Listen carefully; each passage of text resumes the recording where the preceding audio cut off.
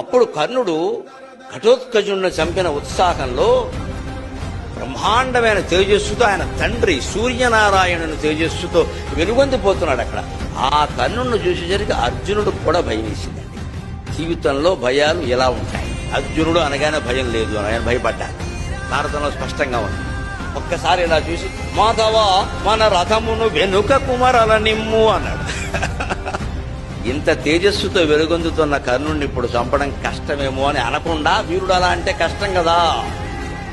అప్పటికి ఈయనకు అనుకూలంగా ఒక వార్త తెలిసింది. ఏమంటే కర్ణుడి చేతిలో ధర్మరాజు ఓడిపోయి బాధపడుతున్నాడు, శిబిరంలో ఉన్నాడు, పారిపోయాడు. మా అన్నగారి యొక్క జీవితం నాకు చాలా ప్రధానం, అందుకని వెనక్కి అన్నగారి జీవితం ఎంత ప్రధానమో కర్ణుడు తేజస్సుకు తట్టుకోలేకపోవడం కూడా అంతే ప్రధానం విషయం. వాస్తవం మనకేం ఇక్కడ మనం అర్జున ఫ్యాన్స్ కాదు, కర్ణ ఫ్యాన్స్ కాదు, ధర్మానికి ఒక్కడికే నేను ఫ్యాన్.